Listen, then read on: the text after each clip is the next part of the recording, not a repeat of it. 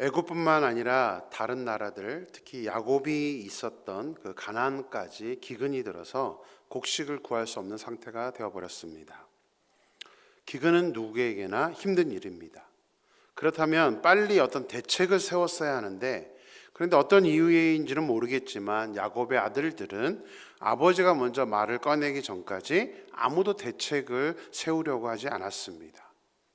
야곱의 아들들이 어린 나이도 아닙니다. 자, 한번 생각해 보세요. 요셉이 30세의 총리가 되었죠. 그리고 7년 풍년은 이미 끝났습니다. 그리고 흉년이 시작됐습니다. 그러면 요셉이 30대 후반이기 때문에 다른 형들은 대부분이 40대 이상입니다. 자녀들도 있고 가장들이었습니다. 그런데도 지금 요셉의 형들은 아무런 대책을 지금 세우고 있지를 않았습니다. 주어진 상황에 그것이 노예이든 감옥 아니든 성실하게 살았던 요셉과 다른 형들과의 차이점이 여기에 있습니다. 사실 요셉의 형들보다 더 큰 문제는 저는 야곱이라고 생각합니다. 나이가 많은 야곱이지만 기근을 해결하기 위해서 11명의 아들들보다 먼저 애굽에 곡식이 있다는 사실을 알아냅니다. 그리고 자녀들에게 왜 가만히 있냐고, 서로 바라만 보고 있냐고 다그치고 있습니다. 그런데 여기에서 이 야곱에게서 좀 실망스러운 모습이 나타납니다. 3절 4절 말씀 보겠습니다. 3절에서 4절입니다. 요셉의 형 10사람이 애굽에서 곡식을 사려고 내려갔으나 야곱이 요셉의 아우 베냐민은 그의 형들과 함께 보내지 아니하였으니 이는 그의 생각에 재난이 그에게 미칠까 두려워함이었더라. 자, 야곱은 10명의 아들들에게 애굽에 가서 곡식을 사오라고 합니다. 10명이나 되는 아들을 애굽에 보낸 것은 몇 가지 이유가 있습니다. 가나안에서 애굽까지는 약 400km 정도 떨어져 있습니다. 흉년으로 인해서 흉흉한 시절이었기 때문에 중간에 언제 강도를 만날지 알 수 없는 일이었습니다. 게다가 야곱의 가족은 70명이었습니다. 또 가족들만이죠. 노예와 이런 사람들도 있었습니다. 그 대식구가 먹을 양식을 구매를 해야 했습니다. 또한 학자들은 애굽에서 곡식을 판매할 때에 한 사람이 살 수 있는 양을 제한했을 것이라고 해석을 합니다. 아무래도 곡식을 여러 나라에 와서 판매를 하기 때문에 한 사람이 살 수 있는 양을 제한해서 10명 모두가 갈 수밖에 없었다라고 해석을 합니다. 자, 그렇다면 10명이 아니라 몇 명이 가야 정상이에요? 11명 다 가야 정상입니다. 모두 가야 되는데 야곱은 10명의 아들, 11명의 아들들 중에 10명의 아들들만 보내면서 막내 베냐민은 보내지 않습니다. 자, 왜 보내지 않았던 걸까요? 4절만 볼게요. 4절에 보면 이유가 설명되어 있습니다. 야곱이 요셉의 아우 베냐민은 그의 형들과 함께 보내지 아니하였으니 이는 그의 생각에 재난이 그에게 미칠까 두려워함이었더라. 무엇 때문에 안 보냈다고요? 재난이 그에게, 베냐민에게 미칠까 두려워함이었다라는 것입니다. 물론 야곱이 이렇게 할 수밖에 없는 이유가 있습니다. 뭐죠? 요셉을 이미 잃었기 때문입니다. 요셉을 멀리 보냈다가 요셉은 이때까지 찾지도 못하고 죽었다라고 야곱은 알고 있었습니다. 그러다 보니 이제 멀리 혼자 보내는 것을 이제 두려워했습니다. 물론 형들과 같이 가지만 야곱은 지금 베냐민만큼은 요셉과 같은 마음으로 무엇을 하고 있는 거예요? 편애를 하고 있는 겁니다. 라헬이 낳은 아들이었기 때문에 지금 편애를 여전히 하고 있었다는 사실입니다. 편애만이 문제가 아닙니다. 베냐민에게 재난이 미칠 것을 두려워했다면 다른 아들들에게도 재난이 미칠 것을 염려했었어야 합니다. 그러나 지금 야곱의 태도는 뭐예요? 다른 형제들은 재난이 미쳐도 상관이 없다라는 생각을 하고 있는 것입니다. 야곱은 지금 다른 아들들은 어떻게 되든 개의치 않고 있습니다. 노년기의 야곱의 모습은 여전히 그렇게 존경할 만큼 존경스럽지 못한 모습을 하고 있어서 안타까운 마음이 듭니다. 사람이란 참 쉽게 변하지 않는 존재인 것 같습니다. 저는 오늘 야곱을 보면서 노년기에 우리의 모습이 어떻게 될지 한번 생각해 보았으면 하는 생각이 듭니다. 노년기에 우리의 모습, 물론 꼭 노년기만은 아닙니다. 나이가 들수록 인생의 흔적, 인생의 경륜, 믿음의 흔적, 믿음의 경륜이 생겨서 사람들에게 존경받을 만한 모습이 되어야 되는 것이 우리가 나이를 먹는다는 의미일 것입니다.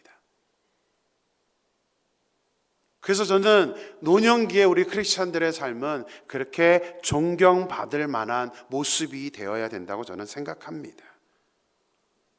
사랑으로 임마누엘교회 모든 성도님들이 30대보다는 40대, 40대보다는 50대, 60대, 70대 나이가 들면 들수록 더욱더 믿음이 성장하고 다른 사람들이 인정할 만큼의 우리의 믿음과 어른다운 어른이 되어서 사람들에게 존경받을 수 있는 그런 모든 분들이 될 수 있게 되기를 주님의 이름으로 축원합니다.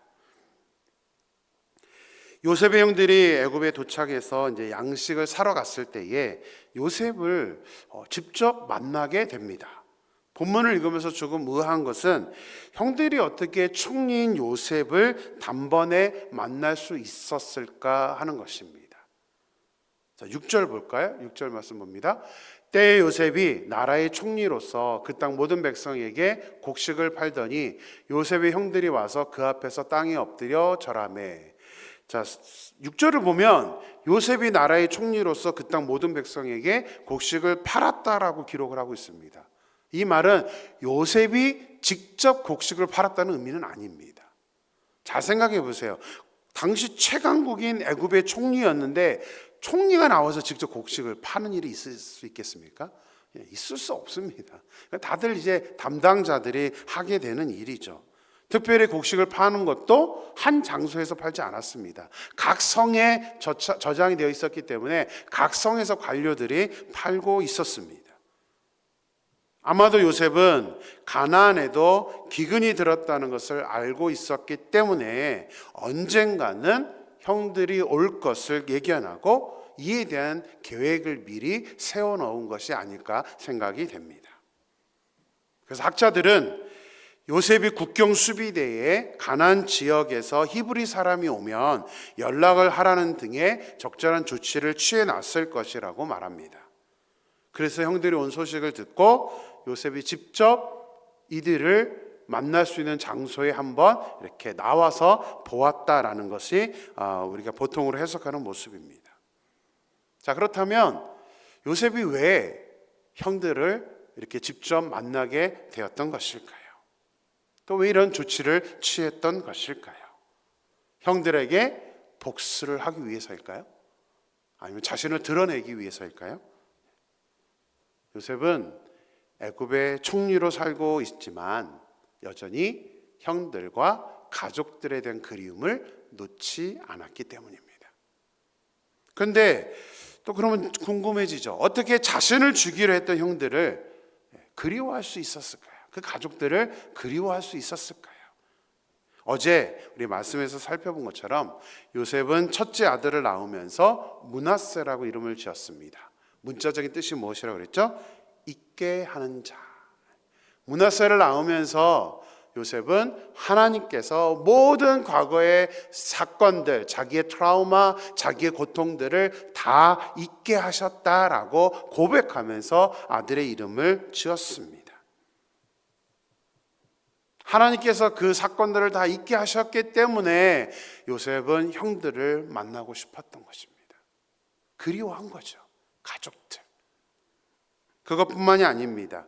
창세기 45장 5절을 한번 보겠습니다. 창세기 45장 5절입니다. 당신들이 나를 이곳에 팔았다고 해서 근심하지 마소서, 한탄하지 마소서. 하나님이 생명을 구원하시려고 나를 당신들보다 먼저 보내셨나이다. 형들이 요셉을 판 것은 사실입니다. 근데 요셉은 그것이 형들 때문이 아니라 하나님의 계획하심이라고 생각을 했습니다. 그래서 하나님이 생명을 구원하시려고, 누구의 생명이에요? 형들 가족의 생명입니다. 지금 극심한 흉년 속에 있었기 때문에 요셉은 지금 하나님이 자신의 가족들을 이 흉년에서 그 생명을 구원하시기 위해서 나를 당신들보다 먼저 보내셨다라고 이렇게 요셉은 생각하고 있는 것입니다.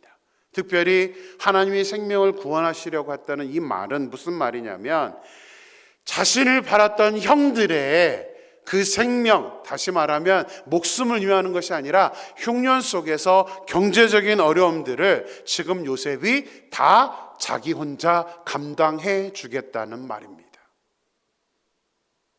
아무리 돈이 많아도 가족들, 그리고 70명이나 되는 그런 가족들을 책임지겠다는 것은 결코 쉬운 일이 아닙니다. 그러나 요셉은 지금 하나님이 나에게 이마만큼의 풍성함을 주신 이유는 다 형들 때문입니다. 우리 부모님 복양하라는 것입니다. 요셉은 지금 풍성함조차도 가족들을 위해서 사용하겠다는 그런 중심을 갖고 있었던 것입니다. 우리는 보통 일이 잘 진행되고 좋은 일만 하나님이 계획하셨다, 하나님이 기뻐하시는 일이라고 생각을 합니다. 그러나 요셉은 그렇지 않습니다. 안 좋은 일이었지만, 물론 요셉은 13년 동안 정말 고생했습니다. 정말 죽어라 노예로서 힘들게 일을 했습니다.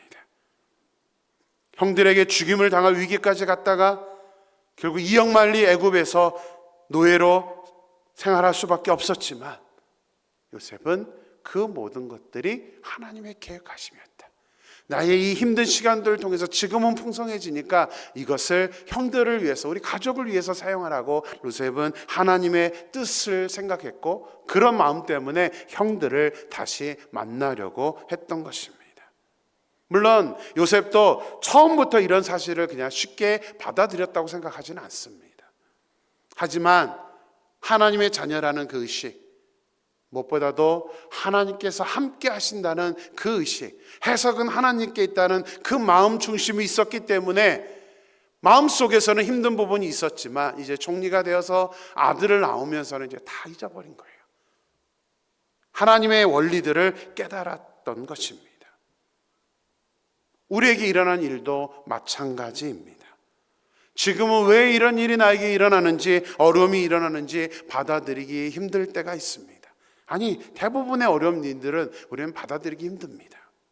하지만 시간이 지나면 알게 되기 때문에 새롭게 주어지는 상황과 어려운 환경일지라도 우리가 절대로 그 사건에 지나치게 몰입해서는 안 됩니다. 그럴 필요도 없습니다. 특히 어려워졌다고 해서 분노하거나 낭망해서는 안 됩니다. 물론 인간이기 때문에 우리의 마음이 상처가 되고 분노할 수밖에 없는 것은 당연하지만, 그래도 우리가 믿음을 가진 사람이라면 달라야 하잖아요.